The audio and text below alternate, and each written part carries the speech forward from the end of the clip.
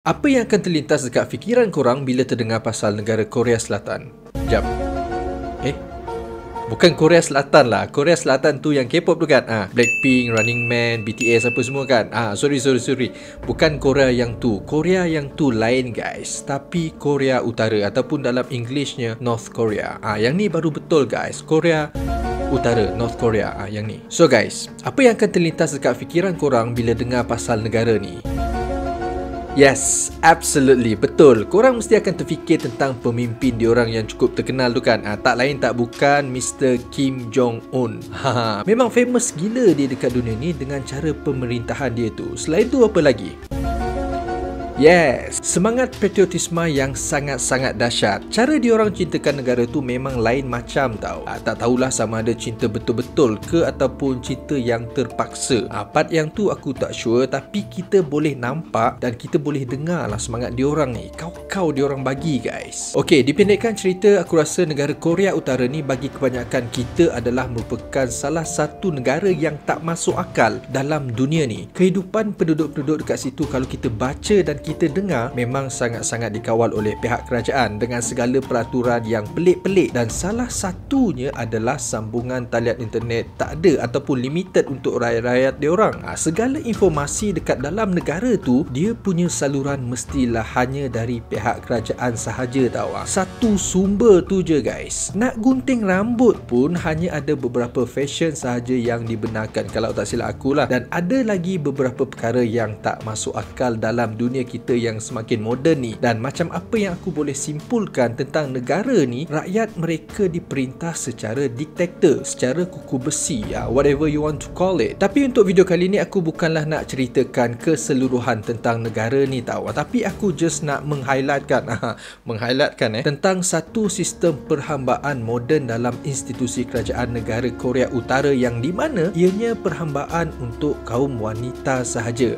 Maksudnya untuk part yang aku ceritakan kali ni lah, ataupun apa yang aku boleh sifatkan satu sistem prostitution yang halus dan dahsyat, ataupun dalam bahasa kita ni pelacuran lah. Aku bila baca tentang ni aku pun terfikir balik tau, sampai tahap macam tu sekali pemimpin diorang buat dekat rakyat dia. Dan aku rasa bukan setakat kaum wanita sahaja yang akan panas bila dengar cerita ni, kita lelaki ni guys pun sama tau. Okey, aku tak nak buang masa korang semua, sama-sama kita bincangkan isu ni. Jom, macam biasa, my name is Gizri and this is The Story.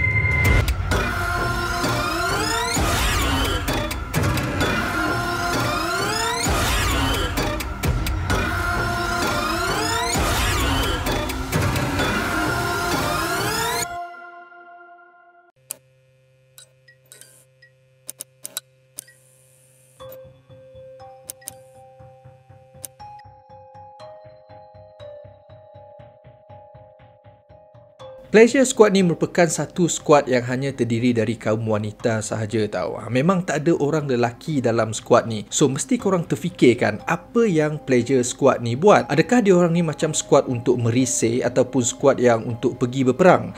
Sebenarnya guys, Pleasure Squad ni adalah satu squad di mana kesemua wanita-wanita yang ada dekat dalam tu akan dijadikan sebagai bahan hiburan untuk menghiburkan pemimpin Korea Utara tau. Which is sekarang ni kita tahulah kan, si Kim Jong-un tu lah kan. Maksudnya tugas Pleasure Squad ni lebih kepada melayan pemimpin Korea Utara dan juga pegawai-pegawai penting dalam kerajaan negara tu. Okey, senang cerita macam ni lah. Mereka semua ni hanya dijadikan sebagai alat pemuas nafsu serakah diorang lah. Memang jauh lah aku boleh cakap set-set diorang semua ni.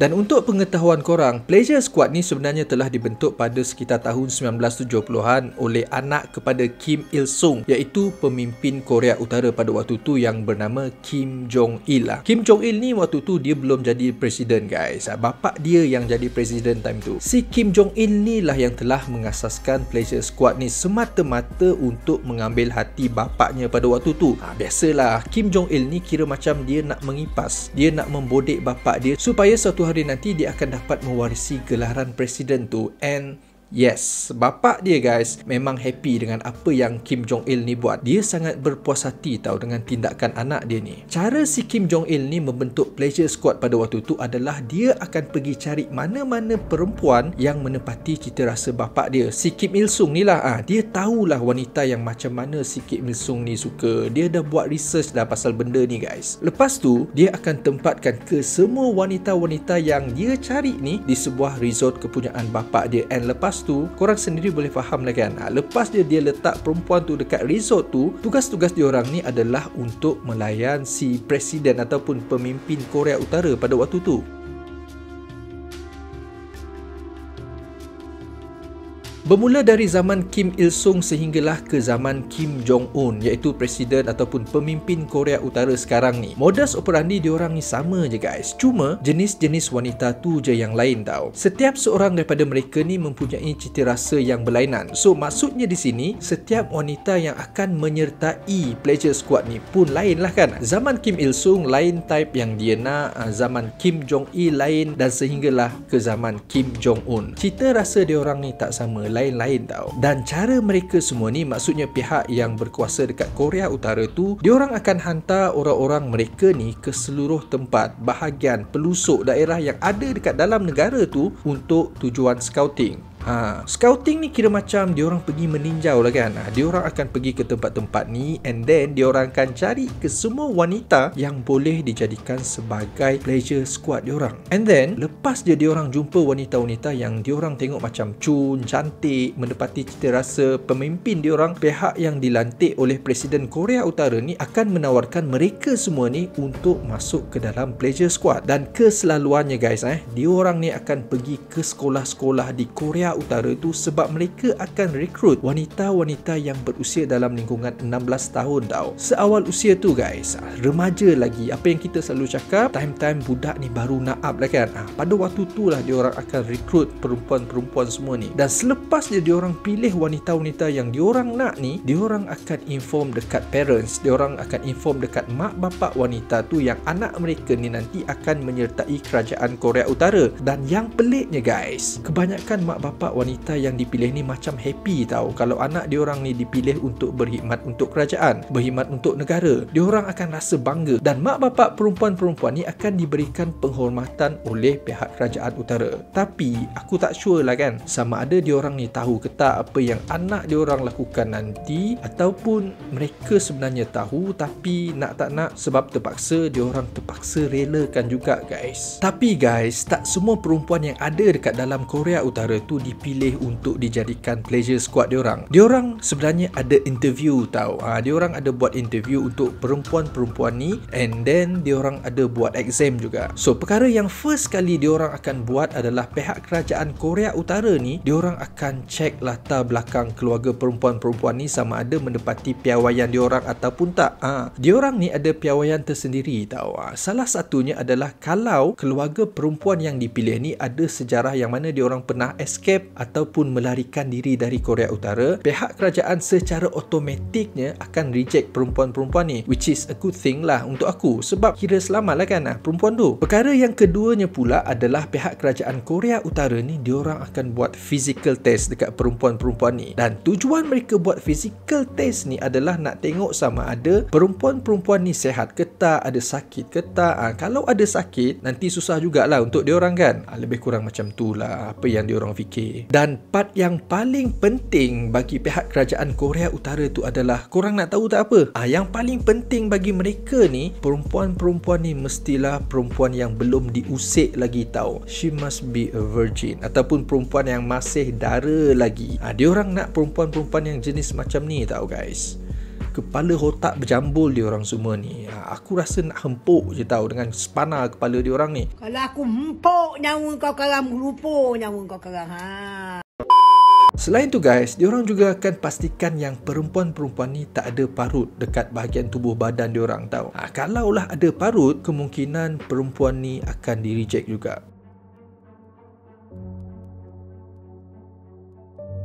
Dalam Pleasure Squad ni, mereka sebenarnya telah dibahagikan mengikut beberapa unit tau. Tak semua perempuan yang ada dalam Pleasure Squad tu buat benda yang sama. Diorang ada kerja masing-masing yang perlu diorang buat. Macam diorang ada unit diorang yang tersendiri tau. Bahagian yang pertama ni adalah unit urut ataupun unit massage. Bunyi memang macam agak pelik tau, unit massage. Tapi memang betul guys. Di sini, setiap wanita yang dipilih tu, tugas mereka hanya untuk mengurut sahaja. Dan kebanyakan yang akan diurut oleh unit massage ni adalah pegawai-pegawai tinggi kerajaan Korea Utara ataupun tetamu yang dijemput oleh pihak Korea Utara. Setiap mereka ni guys, setiap perempuan yang ada dalam ni akan dilatih dengan teliti untuk mengurut. Dan ada lagi guys, setiap seorang dari mereka ni akan dikhususkan untuk mengurut kepada beberapa bahagian saja tau. Sebagai contoh, ada yang dilatih untuk mengurut bahagian kepala, ada yang dilatih untuk mengurut bahagian kaki, tangan dan sebagainya. So diorang akan fokus dekat satu-satu bahagian tu je tau. Unit yang kedua pula adalah macam satu unit hiburan, apa yang aku boleh simpulkan. Dan tugas unit ni diorang akan pergi menghiburkan pemimpin Korea Utara dan juga pegawai-pegawai tinggi dalam kerajaan tu lah. Mereka akan menyanyi, mereka akan menari depan diorang. Sekiranya ada majlis-majlis besar ataupun kerajaan, mereka akan buat persembahan. Dan unit yang paling akhir ni adalah unit yang hanya akan melayan pemimpin Korea Utara.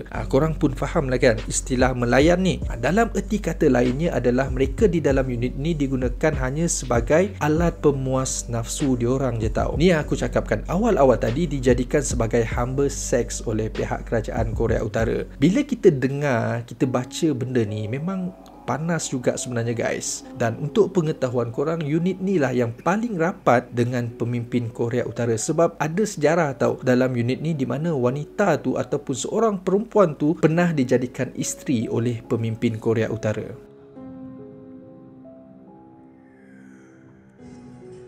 Okay guys, perempuan yang ada di dalam Pleasure Squad ni akan berkhidmat selama beberapa tahun sahaja tau sebelum digantikan oleh perempuan-perempuan yang lain. Sebagai contoh, diorang ni akan memulakan perkhidmatan seawal usia 18 tahun sehinggalah umur mereka mencecah 25 tahun.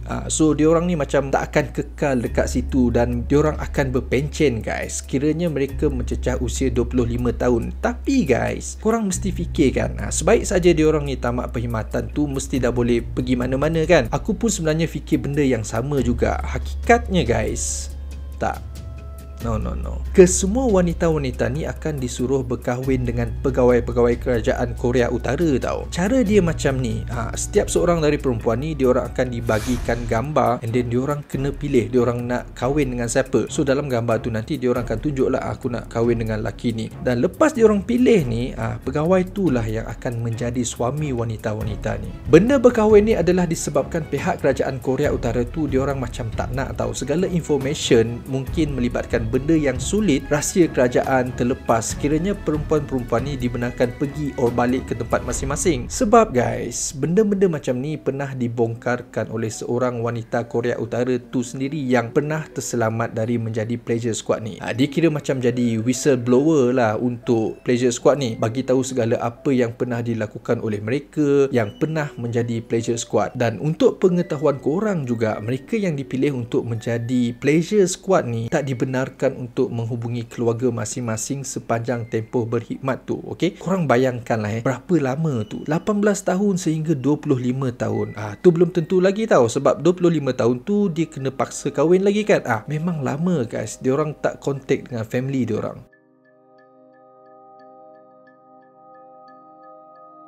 Kesemua info yang aku ceritakan dalam video kali ini merupakan info yang aku dapat dari beberapa orang yang pernah terlibat dengan Pleasure Squad ni, dan mereka ni sebenarnya telah berjaya melarikan diri ke luar negara. So diorang pernah buat buku, diorang pernah buat YouTube channel untuk diorang ceritakan benda-benda macam ni. Dan apa yang aku boleh anggap cerita ataupun kisah ni merupakan satu kisah perhambaan wanita zaman moden tau. Dan dalam kes macam ni, pihak kerajaan Korea Utara tu memang betul-betul mengambil kesempatan dekat orang-orang yang lemah. Diorang buat suka hati diorang je tau dekat rakyat-rakyat diorang. Kesian sebenarnya bila kita fikir balik tentang kesusahan mak bapak perempuan tu yang besarkan, yang bagi makan, pakaian, tempat tinggal. Tapi finally pihak kerajaan Korea Utara tu ambil anak perempuan dia macam tu je guys.